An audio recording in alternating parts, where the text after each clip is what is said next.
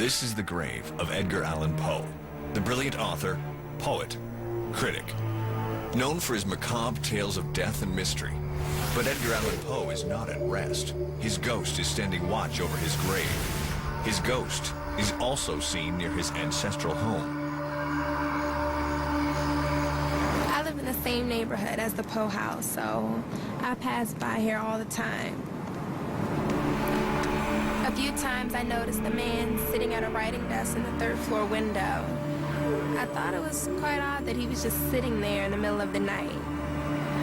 I happened to talk to the tour guide at the Poe house, and he said that no one's here in the evening and it's locked up pretty tight, but I know what I saw. It's so ironic that Edgar Allan Poe, a great writer of Gothic horror stories, has, in death, become like a character in one of his own stories. His ghost is seen in a number of places around Baltimore. It was many and many a year ago, in a kingdom by the sea, that a maiden there lived, whom you may know by the name of Annabel Lee. Poe was a true genius. He is credited with inventing the short story as we know it. He is also credited with inventing the horror genre and creating the first detective story. So many of his stories were based on psychological makeup of the narrator, like The Pit and the Pendulum, The Fall of the House of Usher. These kinds of stories were unheard of in Poe's time period, and they proved to be very popular when they were first published. When Poe moved into this house, the time period was 1832, and basically he was starving. He moved in with his Aunt Maria Clem, his grandmother Elizabeth Poe, and his two cousins, Henry and Virginia. And it was also here in Baltimore that he wrote his first true horror story, a gruesome tale called Berenice. It dealt with premature burial, grave desecration, and mutilation. It was a fun story. However, it got Poe into a lot of trouble, and he was forced to write an apology, and he said that never again would he write a story as gruesome as Berenice, which he did because he knew that's what the people wanted. It was in this time period, 1832 to 1835, that Poe and Virginia became aware of each other. And when the grandmother died in this house in 1835, this family was split up. So it was about a year later that Poe, while living in Richmond, Virginia, sent for Maria Clem in Virginia, and that's where they were married. Unfortunately, Virginia was suffering from tuberculosis, and she died of that dreaded disease in 1847. And Poe, after her death, had a complete nervous breakdown. And he wrote the poem, as some scholars suggest, Annabel Lee, in her honor. This is the last portrait of Virginia that exists. Fittingly, given Poe's legacy, the portrait was painted from her corpse. Several ghosts are said to inhabit this building. Some seem to be specters from Poe's past, and one may even be Poe himself. I was in Maria Clem's bedroom, and just as I was about to leave, I saw this heavy-set woman dressed in old-fashioned clothing. And her eyes were just staring blankly. I asked her if she was okay. "Are you okay?" And when she turned to me, she just kind of vanished.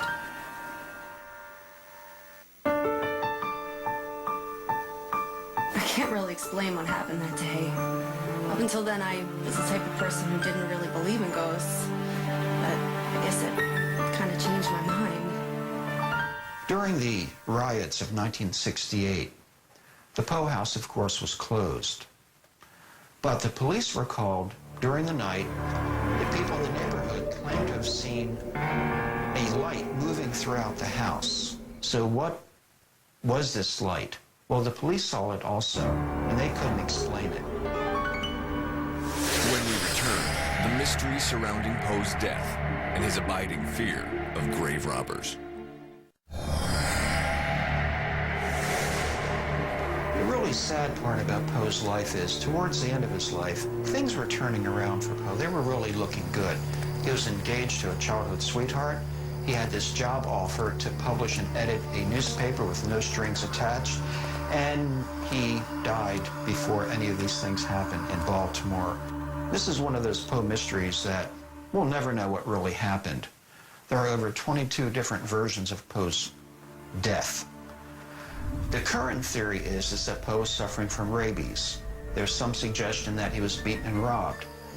There's some suggestions that maybe it was a drug or alcohol overdose, or a combination of these things. We really don't know what happened to Poe. All we know is that he died a very lonely and miserable death. Poe was found in Fells Point, and when they found him, he was obviously in dire need of assistance. His clothing was missing. He was wearing someone else's clothing that didn't fit him. It was ripped, soiled, baggy. It's obvious that he was robbed of his clothing. And they took him to the nearest hospital, which was called the Washington Medical College, where he spent several days in delirium and died without explaining what had happened to him. Thus, we have all of these theories, and that's all they are theories. We can never prove at this point what actually happened to Poe. Poe was buried in an unmarked grave above the catacombs that were the hunting ground for the city's notorious grave robbers. For a man as obsessed with death as Poe was, the very thought of grave robbers would be cause to rest uneasy. Medicine in Edgar Allan Poe's time was still a new science. Dissection of the human body to study anatomy was thought to be ungodly, a desecration. Doctors wishing to understand how the body worked became conspirators in the gruesome practice of grave robbing. The Westminster Burial Ground was a popular place for the body snatchers to come. The Davige's Hall is directly behind us, and the school needed bodies for dissection. And this was a perfect location because there was like 3 cemeteries right by the school. And so they had people being buried all the time. So their body snatcher that they had, they would send into the cemeteries and steal the freshly buried bodies. And so if you were burying a family member, the likelihood of it staying in the ground was slim to none because they were looking for freshly buried bodies on a daily basis. This is a cemetery of the Westminster Church and Catacombs. Is haunted by a number of ghosts. Poe is one of the ghosts that is seen here. I myself seen several men and several women down there.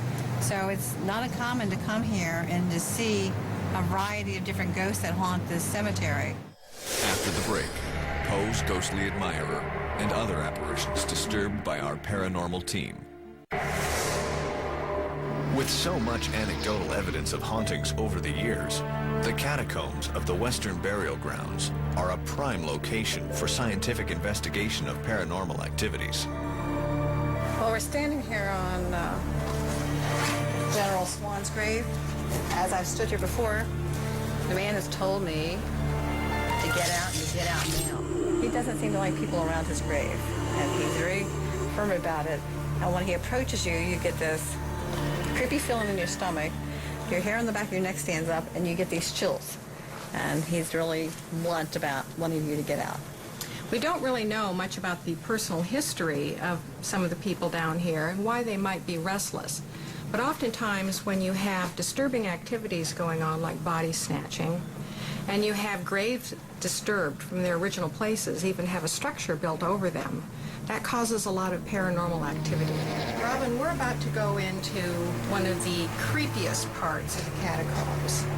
This is the room that I think has the most activity in it. Well, I can tell you that my camera just, for a few seconds, actually lost power, and this is a full set of batteries that I just put in here before we came. That's not an unusual phenomenon in haunted places.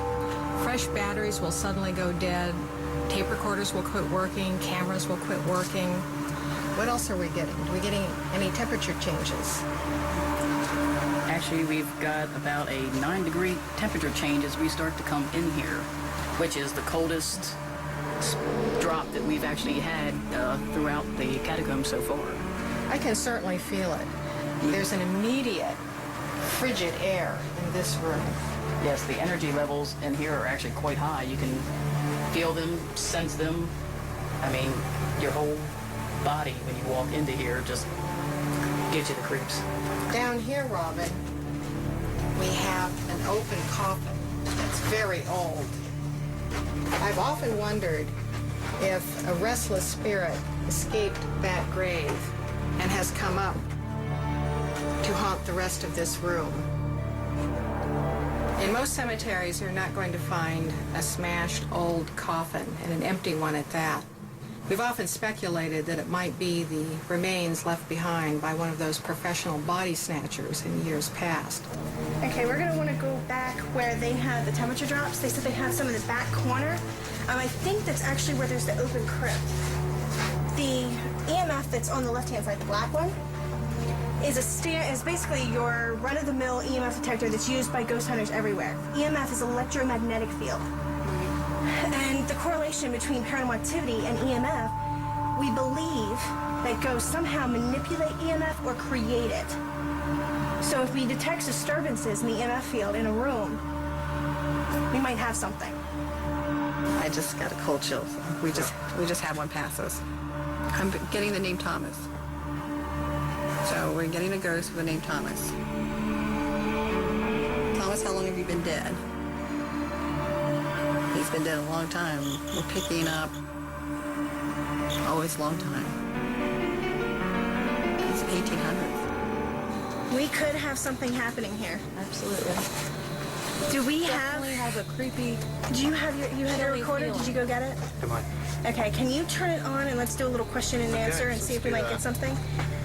We're going to ask a question, and simultaneously we're going to watch both EMF detectors, both the standard EMF and the tri-field, and we're going to see if we get any spikes in response to a question that we ask. And if we notate any spikes, then we're going to write down, does this have time? Yep. We're going to write down the time that we have on the recorder. And hopefully when we play it back, we'll hear something at that segment of the recording. We're picking up another one right now.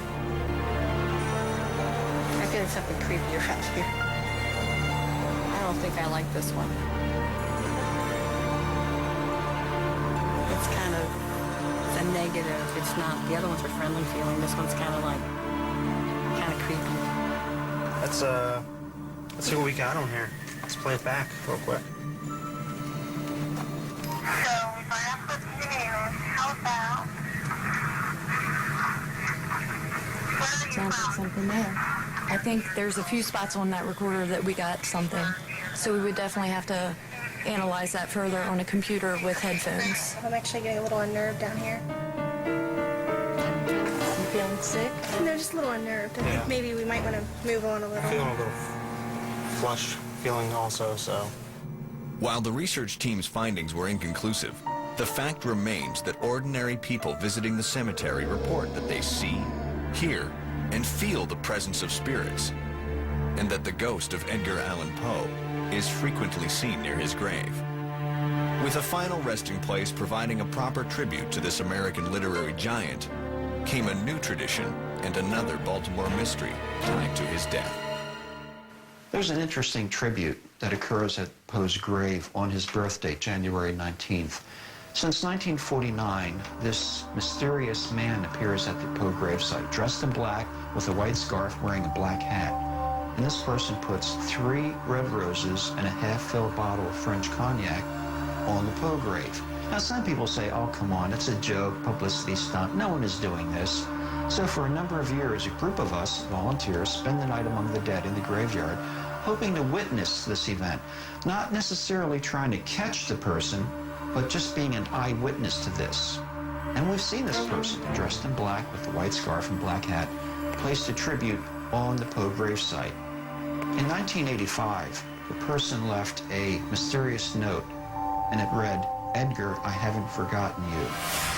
Now, this is the first time that we've ever received any kind of communication from this person, and actually it wasn't addressed to me or to anyone in particular. It was addressed to Edgar.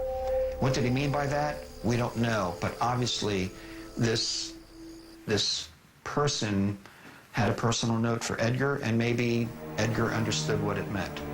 It's ironic that this writer who wrote about premature burial, murder, torture, superstition, in his death has become a character in one of his stories.